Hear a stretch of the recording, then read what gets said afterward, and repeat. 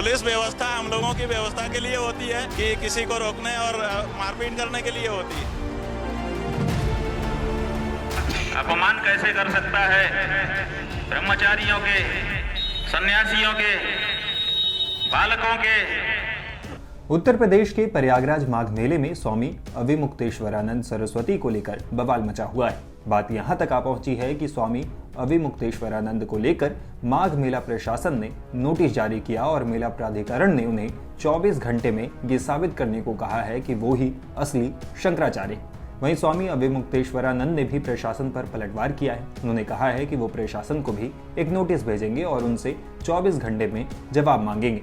बता दें कि 18 फरवरी से स्वामी अविमुक्तेश्वरानंद और प्रशासन आमने सामने। आइए इस पूरे घटनाक्रम के बारे में डिटेल में समझते हैं और ये भी कि स्वामी अविमुक्तेश्वरानंद के शंकराचार्य पदवी पर सवाल क्यों उठाए जा रहे हैं और उन्होंने इस पर क्या जवाब दिया है। दरअसल प्रयागराज माघ मेले में पहुंचे स्वामी अविमुक्तेश्वरानंद मौनी अमावस्या यानी 18 फरवरी को पालकी में बैठकर शिष्यों के साथ संगम स्नान के लिए जा रहे थे। हालांकि बीच में ही पुलिस ने उन्हें रोक दिया और पैदल ही संगम के लिए जाने को कहा। रिपोर्ट्स के मुताबिक स्वामी अविमुक्तेश्वरानंद के शिष्य नहीं माने और पालकी आगे बढ़ाने लगे। इस दौरान शिष्यों और पुलिस के बीच धक्का मुक्की हुई, हाथापाई हुई। पुलिस ने कई शिष्यों को हिरासत में ले लिया। पुलिस ने एक साधु को चौकी में पीटा भी। इस वाकये से नाराज स्वामी अविमुक्तेश्वरानंद धरने पर बैठ गए और शिष्यों को छुड़ाने की मांग करने लगे। इस घटना को लेकर स्वामी अविमुक्तेश्वरानंद और प्रशासन का अपना अपना दावा है। वो हमको अपमानित ढंग से आदेशात्मक स्वर में कहते थे कि अपनी पालकी से उतर जाओ। तो शंकराचार्य का पद सम्मान का पद होता है। हम कोई भत्ता वेतन तो लेते नहीं है। देखिए जितना मुख्यमंत्री है, राष्ट्रपति है, प्रधानमंत्री है, सब वेतन भी लेते हैं, भत्ता भी लेते हैं और सुविधा भी लेते हैं जनता के टैक्स के पैसे। हम तो कोई भत्ता नहीं लेते, कोई वेतन नहीं लेते। हम तो सेवा में 24 घंटे लगे रहते हैं। तो हमको क्या है, हमको केवल सम्मान मिलता है। वो सम्मान भी आप रौंद देना चाहते हो। आप बताइए कि माघ मेला के अधिकारी को या किसी पुलिस प्रशासन को कैसे शंकराचार्य को पालकी से उतरने का आदेश देने का अधिकार कब से मिल गया? और क्या 100 करोड़ देश की जो जनता है वो इसको स्वीकार करेगी कि उसके शंकराचार्य को कोई पुलिस वाला आकर के कहे कि तुम नीचे उतरो? बताइए। स्वामी अविमुक्तेश्वरानंद जी यहाँ पर संगम नोस पर बिना किसी परमिशन के और बिना किसी परंपरा के गैर परंपरागत रूप से संगम नोस पर पुलिस के बैरियर तोड़ करके अपनी पालकी में आ गए थे करीब 200 शिष्यों के साथ।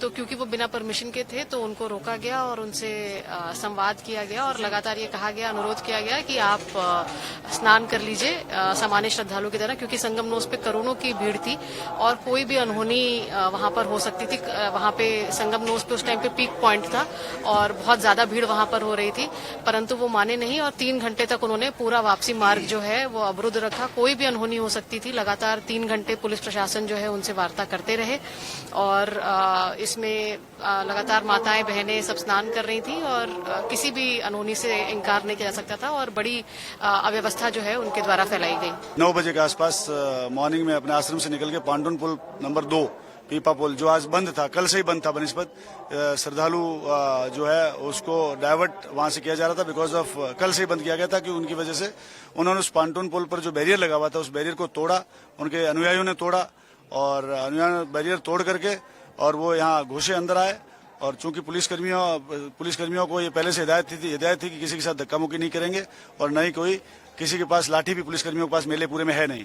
तो पुलिसकर्मियों द्वारा उनको रोका गया, लेकिन वो रुके नहीं और संगम नोज के पास पहुंच गए थे। यहाँ पुलिसकर्मियों ने पुनः रोका और तो ये वापसी मार्ग को अवरुद्ध करके वहां अपने पालकी और रथ को लेकर के आए थे। चूंकि आज किसी भी तरीके का मौनी अमावस्या के दिन आज किसी भी तरीके के वीआईपी स्नान की कोई अनुमति नहीं थी, किसी को भी नहीं थी। मतलब किसी ने भी आज वीवीआईपी स्नान नहीं किया और सभी लोग नॉर्मल संगम में स्नान कर रहे थे। तो इनको अनुरोध किया गया कि आप जो प्रार्थना है, निवेदन है कि आप रथ और पालकी लेके नहीं जा पाएंगे, क्योंकि वहाँ महिलाएं नहा रही है, बच्चे नहा रहे हैं, बुजुर्ग नहा रहे हैं, जो वहाँ थैला नहीं ले जा सकते लोग, वहां पर आप रथ और पालकी ले जाना चाह रहे हैं तो और 200 लोगों के साथ वो भी, तो इससे भगदड़ की स्थिति उत्पन्न हो सकती थी और ये लोग धक्का मुक्की करते हुए जा रहे थे तो वहां पर भगदड़ की स्थिति उत्पन्न हो सकती थी और किसी की भी जान जा सकती थी। बार बार कहने के बावजूद भी ये लोग नहीं माने। 3 घंटे तक इन्होंने वापसी मार्ग को अवरुद्ध किया। उसके बाद हम लोगों ने इनको रिक्वेस्ट करने के बाद कहा कि भाई आप वापस जाइए या फिर उतर करके नहा करके नॉर्मल लोग जैसे स्नान कर रहे हैं वो आप स्नान करिए। यहाँ तक कि माननीय न्यायमूर्तिगण और भी अधिकारी लोग, बहुत कोई भी किसी भी तरीके किसी को भी परमिशन नहीं थी, किसी को भी कि वीआईपी स्नान की।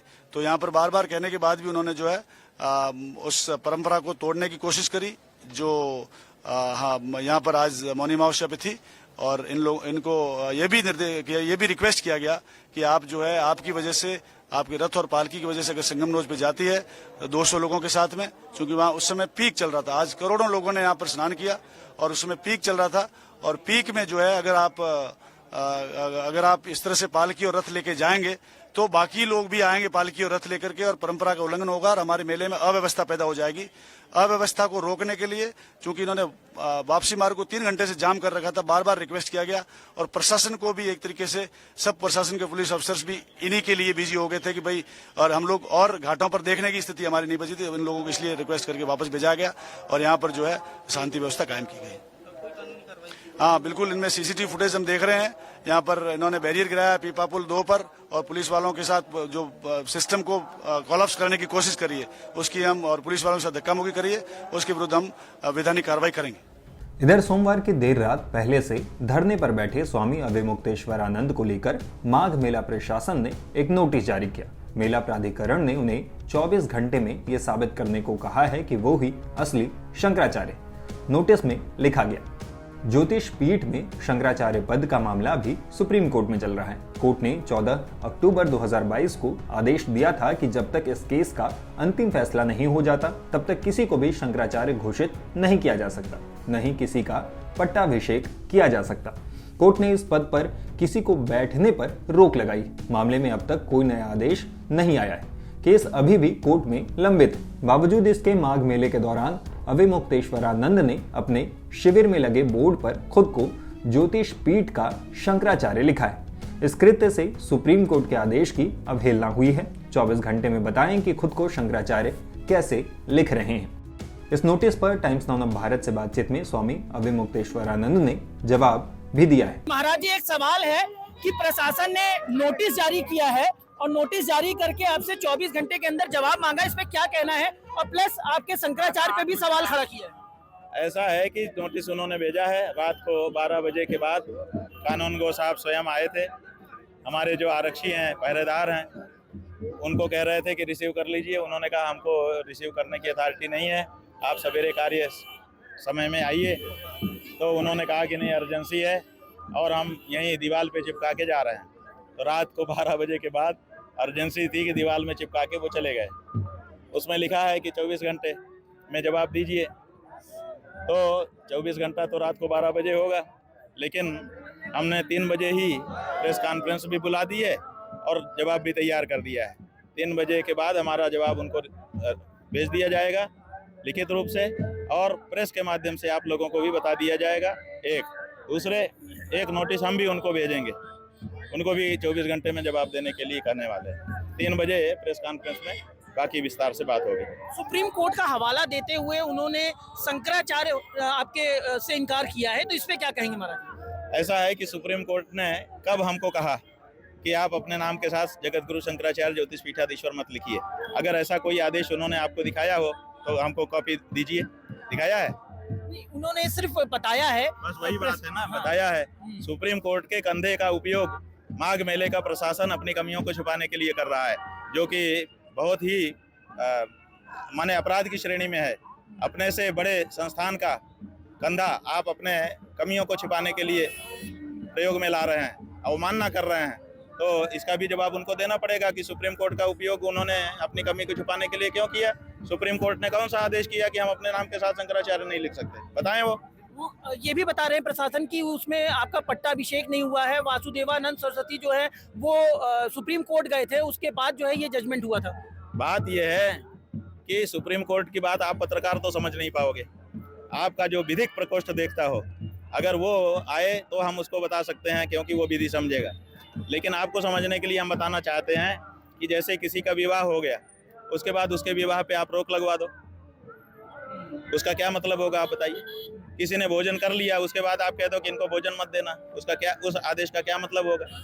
तो इन्होंने जब हमारा अभिषेक 1 महीने पहले हो गया, तो 1 महीना बाद जा करके सुप्रीम कोर्ट में बिना हमारी उपस्थिति के इन्होंने एक आदेश ले लिया कि इनके पट्टाभिषेक पे रोक लगा दी जाए, जबकि 1 महीना पहले ही हमने सुप्रीम कोर्ट में अपने अभिषेक के सारे दस्तावेज सौंप दिए कि हमारा अभिषेक हो चुका है और अब हम शंकराचार्य के रूप में कार्य कर रहे हैं। तो 1 महीने के बाद जा करके कहना कि साहब इनका तो एक पट्टाभिषेक हो रहा है, उस पर रोक लगा दीजिए, और दूसरा भी कोई ना कर सके उस पर भी रोक लगा दीजिए कि कोई ना कर सके। तो सुप्रीम कोर्ट ने देखा कि कोई है नहीं क्या, और उन्होंने कह दिया कि इनको कोई समर्थन भी नहीं है और बहुत गड़बड़ मामला है, पर्सियत भी फर्जी है, सब ये सब कथन किया। तो सुप्रीम कोर्ट के जजों ने कहा कि ठीक है, हम रोक लगाए देते हैं। अगर उनका हो चुका है तो रोक का कोई मतलब नहीं होगा, और अगर नहीं हुआ है और आप जो सच कह रहे हैं तो उसका हम रोक लगाए देते हैं। उस रोक को वो रोक प्राप्त कर लिया। उस रोक को हमने आज तक खंडित नहीं कराया। क्यों नहीं खंडित कराया? क्योंकि कई सारे दूसरे भी लोग थे जो अपने आप को अभिषेक करा करके गली गली में शंकराचार्य बनना चाहते थे। तो वो जो आदेश हुआ वो हमारे भी पक्ष में था कि कोई नहीं अभिषेक कराएगा तो अच्छा ही है, बचत रहेगी। तो ऐसी परिस्थिति में वो फैसला हमारे भी पक्ष में था, तो हमने उसको आज तक खंडन नहीं कराया। अब जब हमारा आदेश की तिथि के 1 महीना पहले से ही अभिषेक हो चुका है और हम काम कर रहे हैं, और ये बात हमने पहले ही सुप्रीम कोर्ट को बताई हुई है, तो फिर उस आदेश का क्या मतलब है? ये जो तथ्य है इसको क्यों छुपाया गया? अगर बताना था तो पूरी बात बताते, ठीक है कि नहीं? और ये जो गलत तथ्य दे करके फैसला लिया गया, इसके बारे में हमने अवमानना का एक अलग वाद वहां पर दायर कर रखा है। जिन लोगों ने ये फैसला लिया है उनके खिलाफ कि इन्होंने आपको गलत तथ्य बता करके ये फैसला ले लिया है, तो उन्होंने कहा है मुख्य मुकदमे के साथ हम इसको भी सुनेंगे। तो वो गलत तथ्य सुप्रीम कोर्ट के सामने जो पेश किया गया है, जिन लोगों ने पेश किया है उनको भी सजा होने वाली है, तय है। लेकिन मुकदमे को सुनवाई में नहीं आने दिया जा रहा है, उसको टाला जा रहा है। आप बताइए कि जब भारत की सरकार का जो मुख्य महाधिवक्ता है तुषार मेहता, जब वो स्वयं इनका पक्षकार बन करके खड़ा हुआ है, वासुदेवानंद जी का, जिनके साथ हमारा परंपरागत मुकदमा है, तो जब भारत की सरकार का मुख्य वकील ही इनका वकील है, तो फिर वो सुनवाई क्यों नहीं होने दे रहा है? इसीलिए नहीं होने दे रहा है ना कि वो जानता है कि मुकदमा कमजोर है, सुनवाई हुई तो उड़ जाएगा, इसलिए इसको टालते रहो और मजा लेते रहो। तो वहां पर डिले टैक्टिस चलाई जा रही है बड़े अधिवक्ता को खड़ा करके, सरकार के अधिवक्ता महाधिवक्ता को खड़ा करके। तो आखिर एक तरफ कोर्ट की प्रक्रिया का दुरुपयोग किया जा रहा है, और दूसरी तरफ जब आपसे गलती हो गई है तो आप सुप्रीम कोर्ट का नाम लेकर सुप्रीम कोर्ट के कंधे पर बंदूक रख करके दाएं फायर करना चाहते हो। आपको बताना पड़ेगा, हम नोटिस भेज रहे हैं कि आप आखिर बताइए कि आपने सुप्रीम कोर्ट ने कब कहा है कि हमारे नाम के साथ हम ज्योतिष पीठाधीश्वर जगतगुरु शंकराचार्य नहीं लिख सकते और तदनुसार कार्य नहीं कर सकते। हमारे गुरुजी और वासुदेवानंद जी के बीच में मुकदमा था। वासुदेवानंद जी को घोषित कर दिया गया कि वो सन्यासी नहीं है, शंकराचार्य नहीं हो सकते हैं। नीचे की कोर्ट ने किया, फिर अपील की कोर्ट ने किया, फिर हाई कोर्ट ने किया, और फिर सुप्रीम कोर्ट में मामला गया। सुप्रीम कोर्ट में मामले में ये बात आई कि तब तक कौन कार्य करेगा, तो सुप्रीम कोर्ट ने आदेश कर दिया कि तब तक स्वामी स्वरूपानंद जी महाराज इस रूप में कार्य करेंगे। तो जब स्वरूपानंद जी महाराज कार्य करेंगे, ये सुप्रीम कोर्ट का इस समय का आदेश है, तो जब स्वरूपानंद जी नहीं रहेंगे तो उनका जो विधिक उत्तराधिकारी होगा वही तो उसका लाभ लेगा। तो वो जो हमारे गुरु महाराज के लिए अंतरिम आदेश है, उनकी जगह पर होने के नाते हमारे लिए प्रभावी है। हम शंकराचार्य ज्योतिष पीठाधीश्वर सुप्रीम कोर्ट की नज़र में है, क्या दिक्कत है? महाराज जी, आपने जवाब वगैरह इन लोगों का बना सब जवाब बना दिया है, सब जवाब दे रहे हैं, और साथ ही एक नोटिस भी दे रहे हैं कि आप अवमानना कर रहे हैं सुप्रीम कोर्ट की, उसका नाम लेकर के सुप्रीम कोर्ट को घसीट रहे हैं बीच में। आप जवाब दीजिए कि क्यों ना आपके ऊपर अवमानना का केस चलाया जाए। फिलहाल स्वामी अविमुक्तेश्वरानंद सरस्वती अड़े हैं कि जब तक प्रशासन माफी नहीं मांगेगा तब तक वे आश्रम में प्रवेश नहीं करेंगे। उन्होंने कल प्रेस कॉन्फ्रेंस में कहा था कि हर मेले में प्रयागराज आऊंगा, लेकिन शिविर में नहीं, फुटपाथ पर रहूंगा। इन सब के बीच मामले को लेकर राजनीतिक दलों की भी प्रतिक्रिया सामने आने लगी है। विपक्षी पार्टियां सरकार पर निशाना साध रही है। इस वीडियो पे आप अपनी राय हमें कमेंट बॉक्स में लिखकर बता सकते हैं। इस तरह के और वीडियोस के लिए टाइम्स नाउ ऑफ भारत के डिजिटल प्लेटफॉर्म के साथ जुड़े रहें। शुक्रिया। खबरों की रणभूमि में यहाँ शोर नहीं, सोच लड़ती है। जहां शब्द नहीं, फैक्ट्स वार करते हैं, और हर सवाल खोलता है सच की नई परत।